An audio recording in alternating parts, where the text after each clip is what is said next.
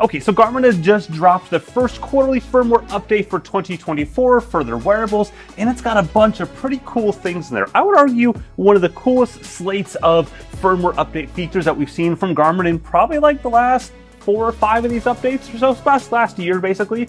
It's not a ton of features, but it's like 4 really solid features. So I'm going to dive into all those features. I've been testing them out over the last week or so and tell you how they actually work. Now, as a quick reminder on how the quarterly update process works. First of all, it's a public beta. You can enroll your device. There's a link down in the description there how to enroll it. It takes like 2 seconds. Once your device is enrolled, then you can check for updates from this. Now, it starts off as a beta process for roughly like 5 to 8 weeks, depending on how close they are. I would expect this then hit production probably in late February or earlier March. Now, generally speaking, for the first couple of iterations in each beta cycle, they won't automatically install on your device. Instead, you need to manually install those, but it takes just a couple seconds using wireless. So you'll go into the menus. Here's the Epix Pro, but it's the same on all of them.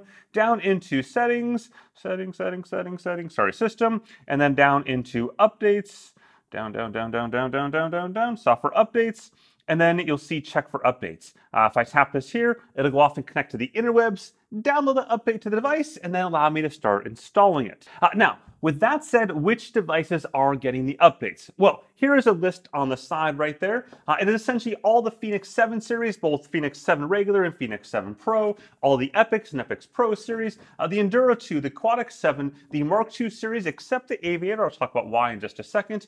The Forerunner 955, 955 Solar, 965, Forerunner 255 series. You'll notice the 265 is missing as of this second. Don't overthink that. I suspect within hours or worse days, it'll show up in the beta process as well.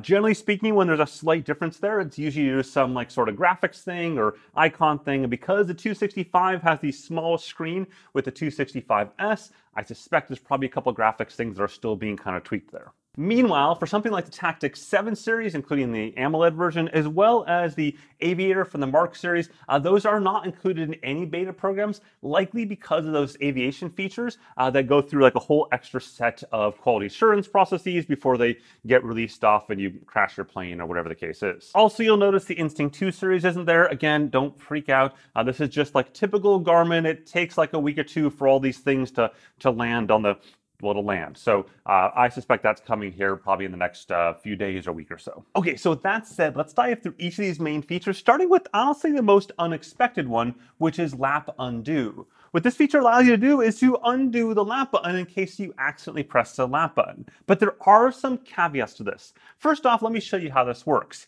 As you're running or riding or doing whatever the heck it is you're doing along, you accidentally tap that lap button or purposefully tap it because you want to see how this works. And when you do that, you're going to see it's going to start to show a little outside counter around the edge, which is 10 seconds. You'll also notice that little undo button there, basically a little kind of an arrow, if you will, the back arrow. That is the undo option. You tap that option and then it undoes that manual lap press.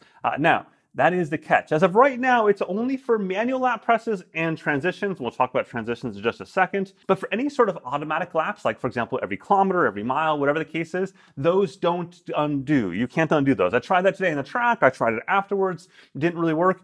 And that's honestly a bit of a bummer because that's actually the most useful scenario for me personally. Generally speaking, when I'm doing my long runs, I have auto lap on for either every kilometer, every mile. And then when I'm doing all my other runs, like tempo runs, interval runs, etc., then I will manually lap, except I never remember to turn off the auto lap from before. So I'll get 1 mile or kilometer, depending on what I have it set on, down the road, and then boom, auto lap hits in the middle of my warm up. And I'm like, no, my warm up is now broken in half. So I wish that would just trigger anytime the lap triggered to allow me to undo that. But again, that's what beta's for, so provide the same feedback as me and we'll get this fixed. Now, one thing you should definitely do while you're getting everything all updated is to hit the subscribe button right now. Because remember yesterday I talked about those stats, and right now 86.5% of you are not subscribed to the channel. Like, who else are you subscribed to besides me? Just hit the button. Honestly, it really does help out quite a bit. Next up, there is the sleep coach feature, which is not my favorite, but I will talk about it. I know, I'm sure people at Garmin are like, will you stop dissing on the sleep coach? But look, it's just not awesome. Anyways, sleep coach, if you go down here, this is something that was introduced in the Garmin Venue 3 and the Garmin VivoActive 5 back this past fall, and now it's on these watches as well. So it'll automatically add to your widgets. If not, you can just scroll down to the bottom and add it, and then you'll see sleep coach right there. You tap this open and you see it basically has two different numbers. That top number is what it recommends for tonight for you to sleep, but there's also this number there, 7 hours and 50 minutes, and that has this little plus 1 hour, 10 minutes. That 7 hour 50 minutes is what Garmin calls your personalized baseline, which is a strong use of the term personalized. In this case, personalized means I am a human between the ages of 35 and 49, and as such, the baseline for that entire bucket of 15 years is 7 hours and 50 minutes. It'll then give me a recommendation to sleep more or less from that based on these factors. And these factors, if I scroll on down here, you'll see poor sleep history over the last few days, probably kind of accurate. And then we have activity history with high load also over the last little while. Also pretty accurate. These aren't inaccurate things, by the way. But the thing is, this little recommended section there, up to 9 hours, Garmin will only recommend between 7 hours and 9 hours, which I get, it doesn't really want to recommend like 4 hours of sleep. So I think the 7 hour side of it's fine. And honestly, there's nothing wrong with recommending no more than 9 hours either. But the problem is that all the recommendations end up being between 7 hours and 9 hours. And frankly, most of us, if we have school or work or kids, whatever the case is, especially on weekdays, have probably a pretty repeatable schedule. What I think would be more useful is actually what Whoop does, or basically says, hey, if you want to wake up a certain time, here's what time you should be going to bed. So basically does that math backwards, which makes it a little more real, I think, in most people's minds, as opposed to just try to get 9 hours of sleep tonight, which honestly, that's not going to happen. Let's be honest. Next up, we got a cool one, which is the running track database. I know this may sound like a geeky thing, but it's actually a really cool application of technology. Now, if you remember about 4 years ago now, when Garmin introduced the Forerunner 745, they added running track mode. That meant when you went to the running track and started running, the first couple laps of the very first time you were at that track ever with that watch, it would basically learn the track over the course of those first 2 to 3 laps, and then give you picture perfect GPS tracks every single time, but also give you like down to the meter accuracy, like the split second you cross that little line each time at 100 meters or 400 meters, whatever the case is, it'll be exactly the same. Super cool stuff. Then saw other companies implement variations of that over the last couple of years, but last year we saw Apple do a whole different thing. In their case, they created a database of all the tracks, and then the second you stepped onto the track, like here's this video from today, as soon as I step over the track, it goes, boom, you're on a track. Do you want to do a track workout? And that's really cool because there's no calibration those first couple laps. Keep in mind, the calibration was only the very first time you went to that track, so any subsequent times are remembered, but nonetheless, it got rid of that calibration. The downside there to that, though, was that only applicable to the countries that Apple had rolled it out to. So initially the US, and now there's like 7 or 8 different countries on the list there. But still, in the grand scheme of the world, it's kind of small. Now, what Garmin did is they said, you know what? We're going to take both of those things. Like that little meme, why not both? Same sort of thing here. So they built a database that Garmin says has 11,000 tracks globally in it, based on all that historical data from the last couple years. And then from there, you just choose the running track mode, and you're off and running without any calibration whatsoever. So I went out today for my track run with a 965 where I had no learned tracks on it, just the track database. And then I had the 955 with the learned track on it and not the new software. And the tracks were identical, like absolutely picture perfect identical, no calibration nuances that you usually see, so that's really good. The only thing that Garmin doesn't do is they don't notify you that you're on a track, which I think could actually be really useful for people that don't know the track run mode exists. So that whole like walking on the track Apple thing there, I would love it that if you have GPS enabled and you walk onto the track in regular running mode, Garmin does the same thing of saying, hey, there's a track here, do you want to use track mode instead? But hopefully that's something they can add down the road. It should be relatively straightforward. Next, there's the new triathlon automatic transitions. Again, Garmin kind of copying what some other companies have already done. We saw the Wahoo Rival watch add this a number of years ago. We saw Apple Watch add it last year, and now it's Garmin's turn.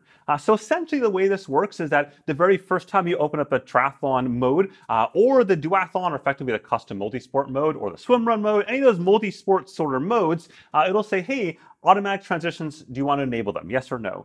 You choose yes, and then when you're out there, it'll go ahead and automatically transition you from swim to transition 1, to bike, to transition 2, to run, and so on. And then with that, there's ways to undo that as well. There's 4 ways in particular. Now, as you might imagine, it's a little bit chilly out here right now. The canals are like somewhat frozenish in various states. The lake itself is not necessarily totally frozen, so that's seemingly viable. So what I'm gonna do is next week, I'm gonna go out and do a mini triathlon. I'm gonna do like a swim, bike, run thing.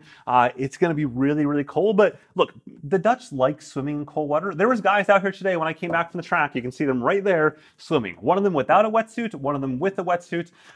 They do that. So if you're in Amsterdam and you want to join me on this stupid idea, get your watch updated, and then I'll link down below how to join me probably next Monday or Tuesday. We can collectively go off and freeze our balls or our melons off or whatever the case is. It should be fun. I'll even probably make a video for it. Also note that you can turn off automatic transitions as well if you want to. It's in the menu. It takes 2 seconds. So if you don't like that, then just don't use it at all. Next up with the core 5 features, we've got the addition of a new sport profile, jump rope. Right there, jump rope. You just tap it, and then it's not a favorite. No, it's definitely not a favorite. I open it up, and I open it up. You can choose the time or the type. Sorry, I'm going to choose free, and then I open it up again. I guess there we go. And now I can jump rope. I don't even have a jump rope. My kids have a jump rope. It's too small for me. That's my official excuse. I'm sure I could like use a USB cable or something, but look, you don't want to see me jump roping just like you didn't want to see me dancing last week. It's the exact same thing. Now, there are a few other updates coming to the Fenix and Epix lineup and stuff like that that are worthwhile noting. Number one is that they've added a lost phone during activity feature. So essentially, if you're doing a workout and your phone like falls out of your pocket while cycling, they'll let you know on the watch in real time that it can no longer connect to the phone. It's actually the inverse of a feature we saw on the Garmin Edge cycling devices, and it's now here in the watches. It's a handy little thing, though note it's not super awesome if you're at the running track because it keeps on notifying you each loop as you leave your phone over and over again. But beta things. Also on the Forerunner, also on the Fenix and Epix, etc. series, they've added Connect IQ 7 from a development standpoint. Again, things I would fully expect to see on all the other watches. It's just simply the timing of different teams and whatnot. And they've added a new quick flashlight option to turn on and off the flashlight with a double press if you want to as well. Anyways, if you found this useful or interesting, then go ahead and whack that like button or subscribe for plenty more Brooks technology goodness, or get your watches updated. And if you're in Amsterdam, then find your wetsuit or not, your choice. Have a good one.